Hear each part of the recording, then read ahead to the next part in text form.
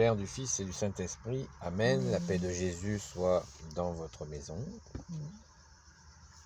Salut à tous, les amis, ceux qui ne sont pas les amis, et bienvenue.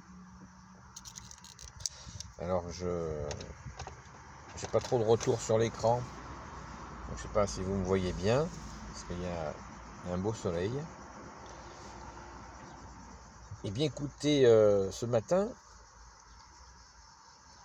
c'est pour... je voudrais vous parler de l'amour insondable de Jésus.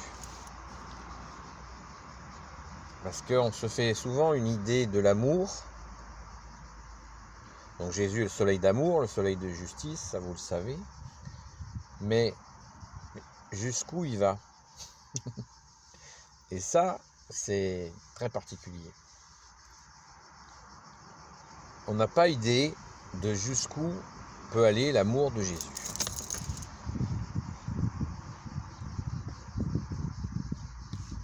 C'est le thème que je voudrais aborder ce matin. Parce que des fois, on limite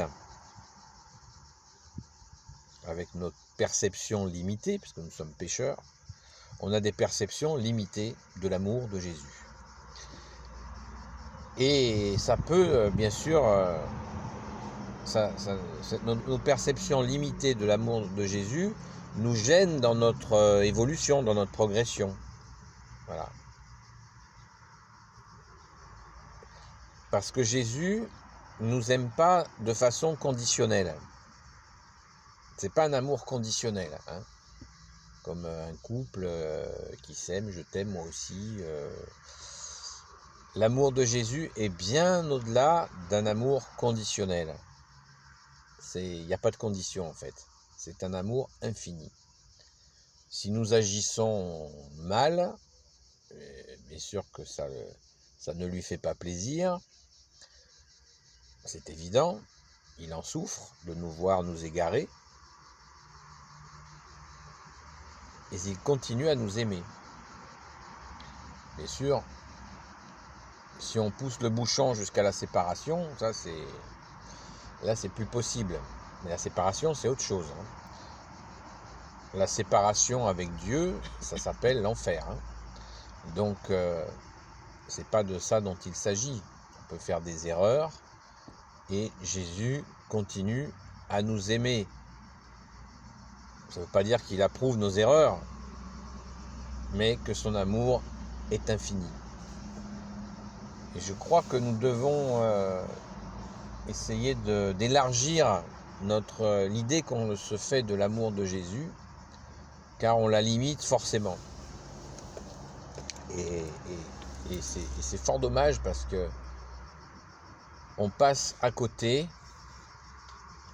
de certainement beaucoup de ses grâces quand on limite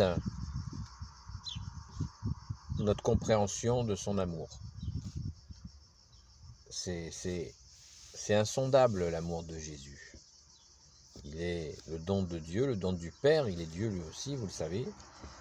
Et on devrait essayer d'élargir cette idée de cette compréhension de son amour. L'élargir. Car quand on voit des situations où nous sommes pécheurs nous-mêmes, quand on voit des personnes pécher dans notre entourage, ou des rencontres, on voit qu'il y a des gens qui pêchent, qui font des erreurs, qui même des fois insultent Jésus. Eh bien, moi j'ai observé que quand la personne quand nous faisons, parce que moi je me mets dedans, hein, quand nous faisons le constat de notre erreur et que nous la regrettons, eh bien, à chaque fois, c'est le retour de l'enfant prodigue. À chaque fois, on sent que Jésus vient nous cueillir de nouveau, il nous recueille avec son pardon. Alors bien sûr, les détracteurs de l'Église vont vous dire « Ouais, bah alors c'est trop simple, puisque quand on fait des fautes, il suffit de demander pardon. » Ben cette interprétation de l'amour de Jésus n'est pas bonne. Car c'est de la provocation de dire ça. Parce que quand on est aimé, quand nous sommes tous aimés de Jésus de façon différente, eh bien quand il nous donne son pardon, il faut, dans cette relation, on est en sincérité avec lui. Alors si ceux qui nous disent, bah, puisque vous, en fait vous faites ce que vous voulez, puisqu'après vous demandez pardon et vous êtes pardonné. Mais ça voudrait dire qu'on ne serait pas sincère avec lui. Voilà. On ne serait pas sincère dans notre amour, dans notre accueil de l'amour de Jésus et dans notre amour pour lui. Voilà. Donc là, c'est quand même... On sent dans cette remarque, ouais, vous pouvez faire n'importe quoi et vous faire pardonner, on sent qu'il y a quelque chose du domaine là, de la provocation maligne. Après, la personne ne fait pas exprès de sortir ce genre de truc ou pas, elle est traversée, à mon avis, par l'ennemi des âmes qui lui suggère ce genre de phrases pour nous déstabiliser. Mais dès qu'on parle d'amour, on devrait parler de sincérité. De l'amour sans sincérité, c'est pas de l'amour, c'est un simulacre. Donc, il faut rester sérieux. Et quand on parle de l'amour de Dieu, bah lui, c'est sûr qu'il est sincère, il est Dieu, il nous aime, il nous a créés avec son Père et l'Esprit Saint, merci Jésus. Mais nous, il faut avoir confiance que l'amour qu'il déclenche chez nous, il est sincère. Qui d'autre que le mal peut nous faire douter de l'amour qu'on a pour lui? Vous voyez? Il n'y a que le mal qui peut dire « Ah non, mais t'es pas sincère, t'es une merde, tu vaux rien ». On connaît la musique, hein, toujours la musique dégueulasse de l'ennemi des âmes, on la connaît la chanson. La chanson pourrie, on la connaît. Mais il ne faut pas l'écouter. Nous avons en nous une sincérité qui fait écho au grand amour que nous donne Jésus. Il est le grand amour. Et nous, ça déclenche quelque chose. Qu'est-ce que vous en pensez? Hein? Je crois qu'il faut vraiment avoir confiance. La Sainte Écriture nous dit que la passion de Jésus déclenche chez tous les hommes de toute la terre l'amour. Ben oui. La crucifixion, nous humains, de voir l'innocent parfait assassiné, ça nous touche et ça déclenche chez nous un amour pur. Pourquoi l'innocent parfait a été tué? Eh bien, c'est pour nous, justement, et pour nous libérer de la mort. Le 3e jour, il est ressuscité. Donc, nous avons reçu le Saint Baptême catholique, donc l'Esprit Saint, toujours les 3 vertus théologales, foi, espérance et charité. Et nous n'avons pas à douter. La foi est liée à l'amour que nous avons pour Jésus. Et ça, c'est un amour qui est propre, qui est beau, qui est désintéressé. Et si on faisait des combines pour aimer Jésus, ben, on sait très bien que ça n'aurait aucune réalité. Car il connaît le vrai du faux et ça ne pourrait rien faire.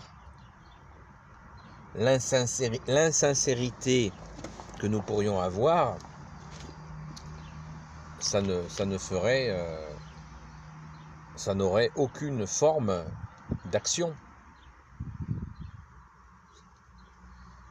Nous avons un amour naturel et surnaturel pour Jésus qui nous a aimés le premier. N'en doutons pas.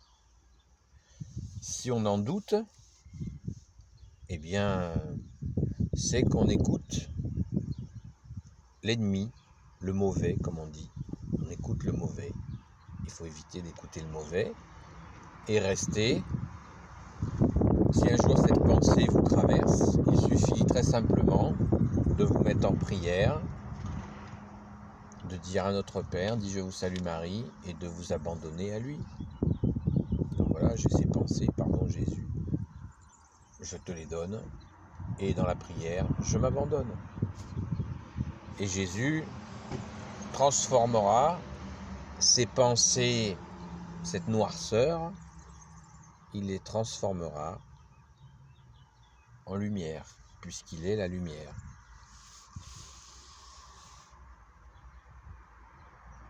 Combien de fois j'ai vu des gens regretter leurs actes et comment, et je l'ai vu sur moi aussi j'ai été, et je continue à aller à la confession, comme elle nous transforme, comme tu nous transformes Jésus, c'est absolument magnifique. Alors ne vous privez pas de la confession les amis, ou si vous n'êtes pas des amis c'est pareil, ne vous privez pas d'aller vous confesser, car Jésus a fait des merveilles, saint est ton nom, ô Jésus. Voilà les amis, une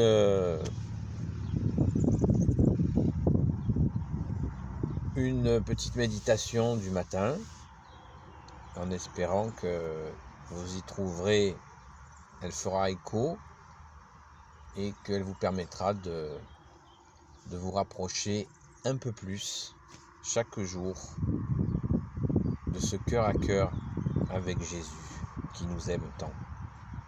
Merci Jésus, merci à ton Père très bon, merci à l'Esprit Saint, merci à toi, très Sainte Vierge Marie, notre Mère, notre Dame, merci Grand Saint Joseph, merci à notre Sainte Patronne, Sainte Marie-Madeleine, merci à vous tous les saints et saintes amis de Jésus. Merci Saint Michel Archange qui est comme Dieu, merci Saint Gabriel Archange, merci Saint Raphaël Archange, merci à tes anges guérisseurs. Ô Jésus, au nom du Père et du Fils et du Saint-Esprit, Amen. Ô Jésus, toi qui peux tout et qui portes tout, toi le Sauveur, toi l'Emmanuel, je te confie toutes celles et ceux qui regarderont cette vidéo, ainsi que leurs proches selon ta sainte volonté. Sainte Marie, Reine des cieux, toi l'Immaculée Conception, toi qui écrases le serpent, toi qui as la lune sous tes pas. Saint Joseph, toi le juste et le saint, toi le sage, toi la terreur des démons, toi le saint gardien de la Sainte Église catholique. Sainte Marie-Madeleine, notre chère Sainte Patronne, et vous tous les saints et saintes amis de Jésus, Saint Michel Archange qui est comme Dieu, Saint Gabriel Archange, Saint Raphaël Archange et tes anges guérisseurs, et vous tous les anges qui servez Jésus, je vous confie toutes celles et ceux qui regarderont cette vidéo, ainsi que leurs proches selon ta sainte volonté Jésus. Voilà les amis, j'espère que vous êtes forts dans la foi. Notre force est dans le nom de Jésus, vous le savez. Et dites-vous bien que quand on traverse une épreuve, que Jésus est là et qu'il renforce notre foi à chaque fois. Encore faut-il regarder du côté lumineux. Parce qu'en s'apaisant,